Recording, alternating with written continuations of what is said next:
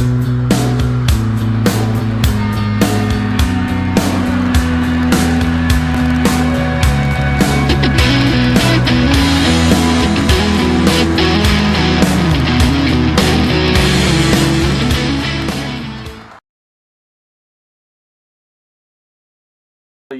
and welcome to this review.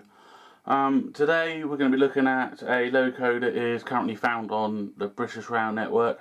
It's currently owned by two companies, which is Freightliner and Colas. These are American imports built by General Electric and were built in Pennsylvania. So today's review we'll be looking at the Power Haul, General Electric's Power Haul Class 70.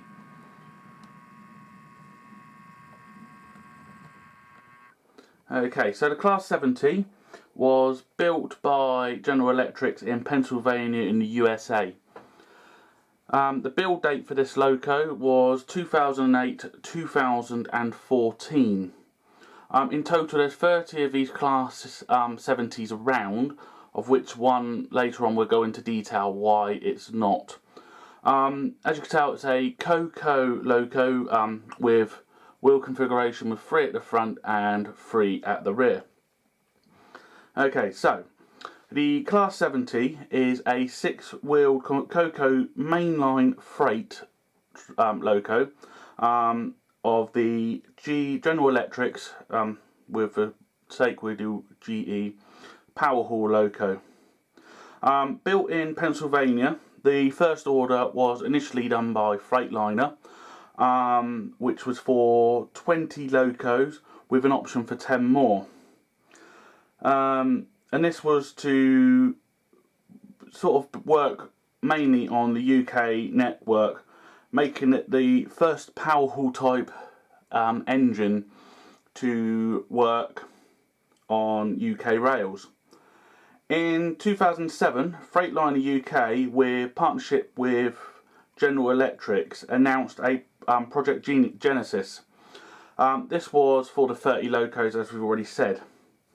The idea was to match the older Class 66, but also try and make it more efficient, with 7% efficiency predicted and an extra 3% coming from the braking system.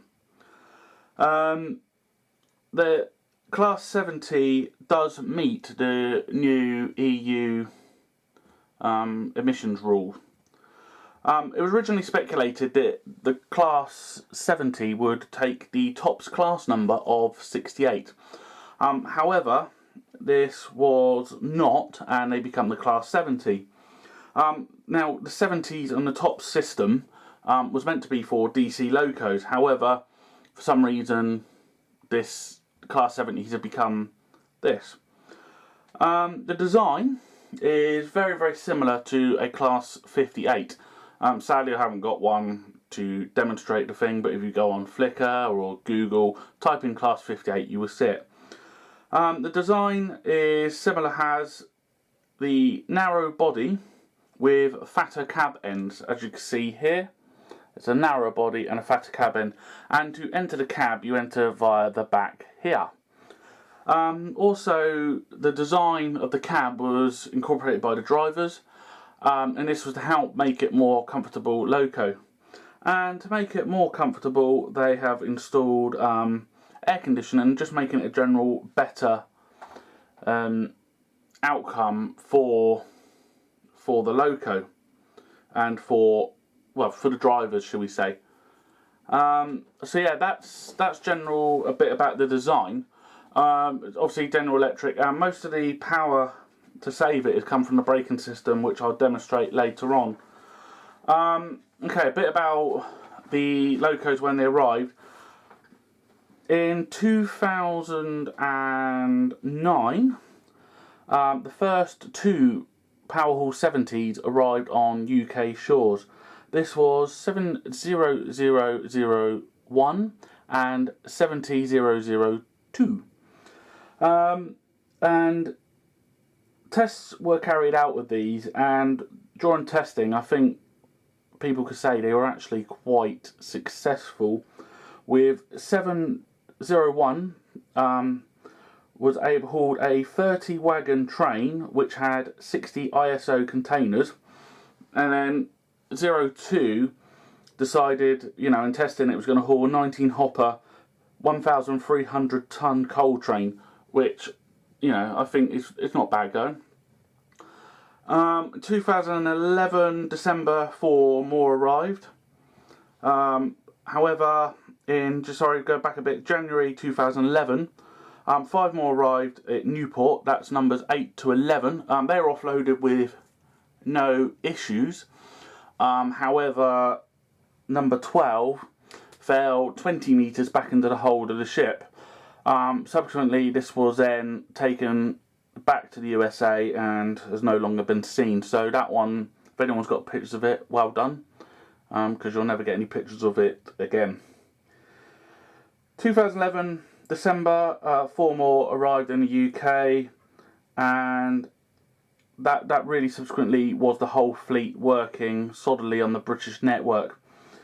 In 2012, the only incident of note, I have heard of others but I couldn't find any research on these, was number 18 decided that between Basingstoke and Winchester heading south to Maritime that it had an engine fire, and this was subsequently dealt with by the fire brigade and then towed and repaired, and it can still be out working now.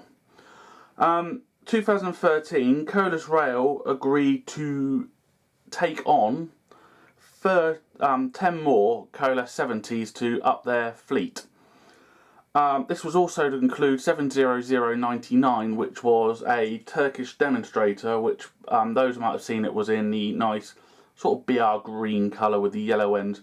Very, very nice. GBRF had it for a bit, subsequently didn't like them and kept with the 66s, but Colas liked it, and that's become 70801, and amongst the railway people that is nicknamed Donna, because it's from Turkey, Donna Kebab. Take it however you like. These locos with Colas were subsequently given the 708 numbers, and that was 70801 to 70810. I've been quite lucky because I managed to film most of them around this neck of the woods in Hampshire and photograph all 10 of them, because Eastleigh Works has become the area where these are getting repaired. So just move number 1 out of the way. That was given power haul number, and then we're bringing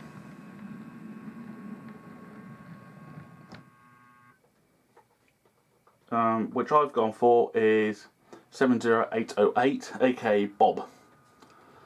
I had this resprayed with R3 resprays.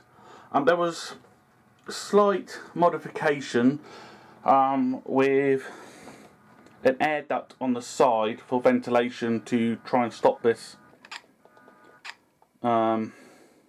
problem here, as you can see, because the other one never had it. So that's just a little bit of history behind the Loco itself and how it become over here. Now, a lot of people call these the Marmite Loco. You either like them or you hate them. Personally, I like them. So what we'll do now, we'll look closely at the Bachmann 70 itself. But between that, I'm going to put some shots of 70s, just a couple of photos I've taken of 70s around Eastleigh area. So hope you enjoy those, and I'll speak to you in a bit about the Bachmann version.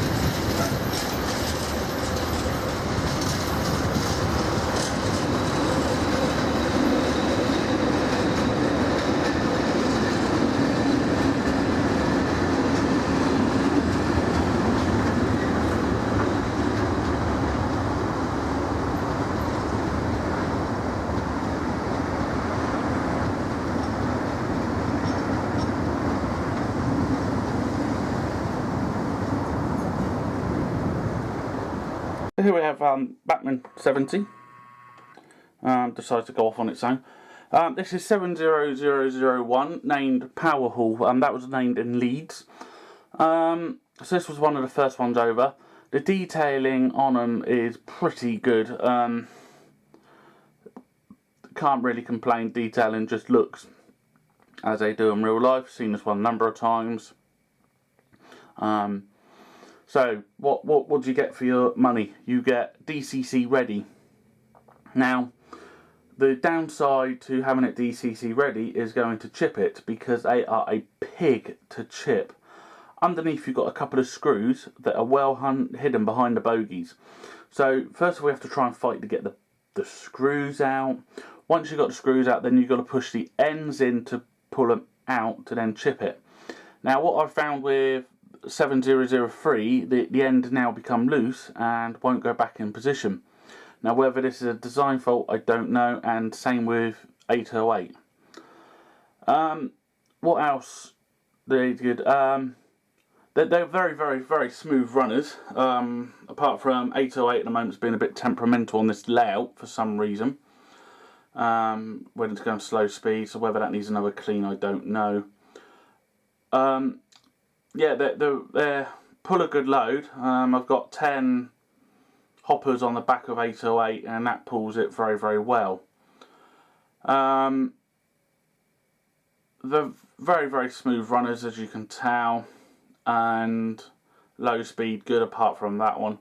Other good things about this Loco, you can pick them up anywhere on eBay between £100 and £110, or brand new for about £120 at a local model shop, and if you're a good friend of a model shop you'll get a good deal. Pulls a good thing, and detailing is absolutely top class. You've got these good railings and stickers and all that down there, so a highly recommended Loco. So what we're doing now, we'll do a couple of shots of this Loco.